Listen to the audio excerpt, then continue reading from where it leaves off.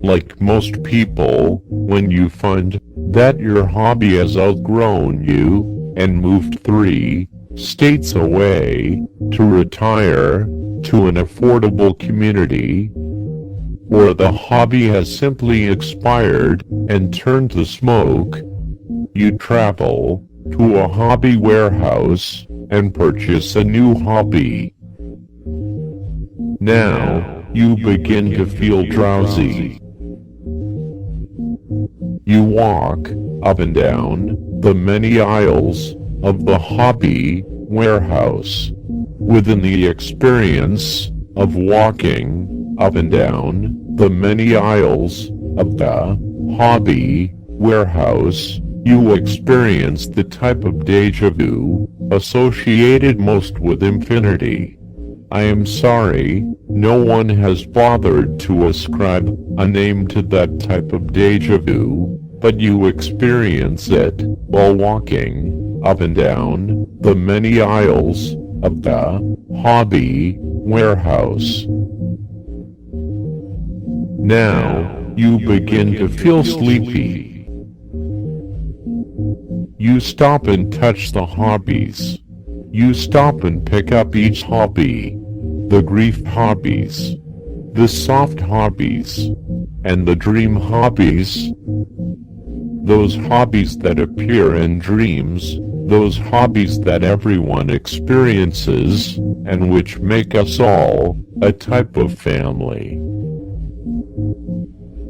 Now, you are asleep and ready for another dream, with your dream guide, friend. This is the hobby dream. You finish walking one aisle of the hobby warehouse, and your shopping cart is empty. You begin to walk down the next aisle of the hobby warehouse, but the light within it feels unnatural, like you have entered a restaurant known for their brand of family-focused cuisine. That is, every entree that is made in a volume for a family to eat, not an individual. In fact, if you were to enter the restaurant alone, you would be adopted into a family already sitting at a table in the restaurant. You would be a late addition to the family, and known as the baby, and spoiled in a manner appropriate to your level rating of cuteness. While the light of the aisle feels like the unnatural light of a family-focused restaurant, it is still an aisle of the hobby warehouse. As you walk down the aisle and examine the hand hobbies, the terror hobbies, and the soup hobbies, you come upon a man sitting at a table in the middle of the aisle. He holds a menu in front of his face. He sees you and asks you if you can find someone to serve him. He sees you and asks you if you are there to serve him. He asks you if you are really dressed in an appropriate way to serve him. The man asks you if when you find his server, if you can let the server know he needs water and would like to place his order. The man tells you his order. Fireworks appear overhead and obscure the ceiling of the hobby warehouse. Everything feels formal for moments, and then everything feels like ruins afterward. Fast clouds appear next. Think of them like this: when you are a snake in snake dreams, you lose numerous snake skins, so in snake dreams, half of your snake dream is about losing your snake skins, and the other half is about discovering your snake skins on the carpet and in the bathtub and in the vegetable shelf of your refrigerator. Fireworks lose their fireworks skin when they appear in dreams. You should know that in dreams, when fireworks appear, they are dreams that attempt to show you how to shed your body. And it is a bright body, even if it finds a way back to Earth as something dull and powdery from the wildness of the sky. You finish walking one aisle of the hobby warehouse, and your shopping cart is empty. You begin to walk down the next aisle of the hobby warehouse and see the selection of clothing hobbies. On a shelf, you find sunglasses you lost in a green taxi years ago. So many years ago, you do not remember owning the glasses or that you lost them. But here they are, resting on your face, as they did before, like a pair of sunglasses you lost on a river ferry years ago. On a shelf, you find a lemon hobby, which is a lemon, and you rip open the lemon with your bare hands. Your hands that are bare, but not like a bear. Though sometimes, you feel like an enormous dog-like carnivore, and shaggy, but in this dream, you are not. You have bare hands, and because they are without gloves, you have not found the glove hobbies within the hobby warehouse yet. You rip open the lemon with your bare hands, and the lemon turns to juice, and pulp, and lemon skin, and you have not made lemonade.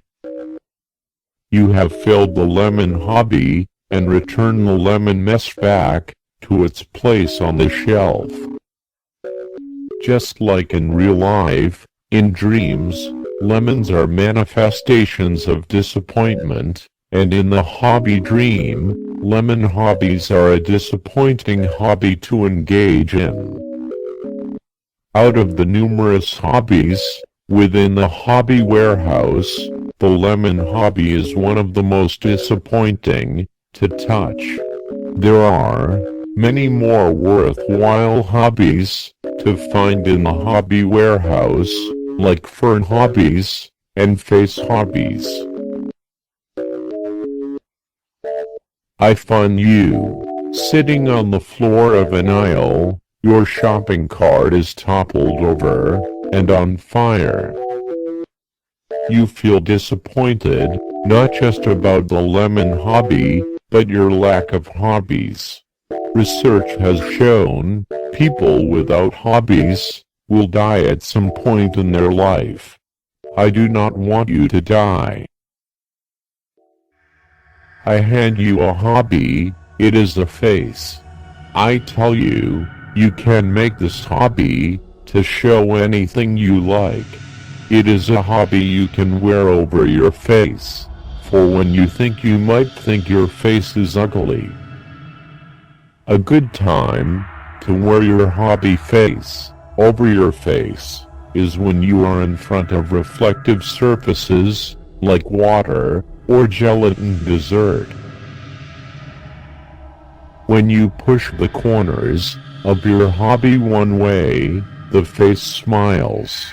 When you push the corners of your hobby another way, the eye holes enlarge to look like mouths. Your real face smiles because of the hobby face. You rise from the floor, you have found the perfect hobby, and after a few days of wandering, we find an exit from the hobby warehouse. In the world, it is dawn, and we have the sun behind us, and because we are on a hill, and we appear over the hill with the sun, and the light travels fast, but I want to say, We came over the hill, fast like 90 miles per hour, which is not as fast as light, but still feels fast for us, and we're waking up the shadows, and the river below the hill, which cannot see us, because we are with the sun, and the sun is that large, it's a star, and it is our star, during the day, and here, yes, here, the sun undresses to become the moon at night. We camped out under a dead radio tower. If it still were in operation and emitted radio signals, and you would emit music from your teeth, any kind of music, even religious music, and it would be fine. There would be nothing wrong with religious music from your teeth, because we could dance to it, your mouth open, and we could dance to it, with the sun or moon behind us. At the river bank, we take out alone, on a raft made of planks, not a raft made of logs, because of the interest rate. And the river bank loans us a raft made of planks, and we set it in the water. It is a used raft, and I tell you I know this, because I point out a blood stain at the edge of the raft, the point where the raft and river make their differences known, and you say, "Oh, I see." And you spend your time at the edge of the raft, letting the raft and river know about the differences you can make with your hobby face.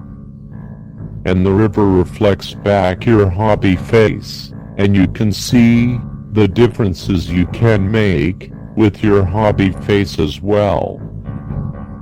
And you hold on to the shoulders of the raft and want to kiss your hobby face to the reflection of your hobby face in the river, because you twisted your face in a way that makes it feel like it wants to be kissing another face. And for a moment, you wish it was your real face, twisted in a way so another face might want to kiss it also. You lean into the river and kiss your hobby face to the reflection face, and you feel the river and its intention. The river kisses your whole head and pulls your hobby face off, and the river pulls your face down into its darker parts, and when I say darker parts, I mean unknown parts, because we are not completely knowledgeable about the anatomy of rivers. I ask you to look at the card in your pocket before you do anything, and to contact the number on the card. But you ignore me, and instead pull a cup out of your pocket, and you cut blood from the river. Dip the cup from your pocket into the water, and cut blood from the river, and the thing about blood from a river is that it looks exactly like the river, and not at all like blood, but when you taste it, you know it is blood, and the river is not pleased about this, but continues to run away from you with your face.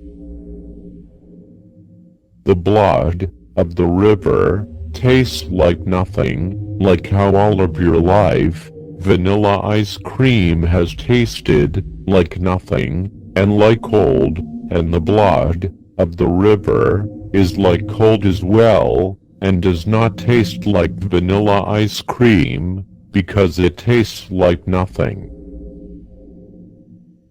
Above, nimbus clouds and their thunder batteries show on the underside of the clouds. They are worn clouds, thrift store quality clouds, missing their thunder battery covers, and who knows if the batteries are any good, but it doesn't matter that much, because this is not the thunder dream. I ask you again to look at the card in your pocket before you do another thing, and to contact the number on the card. We find a phone, and you call the number on the card. The phone rings, and the ring reminds you of wind from your youth, when it would push through the seams of your bedroom window, and you can remember the smell, which maybe was like vanilla, or maybe was like bandages, and you cannot tell the difference. You begin to stir. On the other end of the phone, a man answers. He asks you about his food order, and you remember this man from the hobby warehouse, but you do not remember his order. You begin to wake up. On the other end of the phone, the man tells you he has waited at his table for what feels like weeks, and he is unsure how much longer he can go without water to drink, and the man asks you, how long can a man, sitting very still, in a hobby warehouse, go without water before dying? You begin to answer, and you smell a new wind, not one from memory, and it is related to water. Now you are awake. This has been the Hobby Dream with your dream guide, friend. Dream guides are written and recorded by Chad Redden.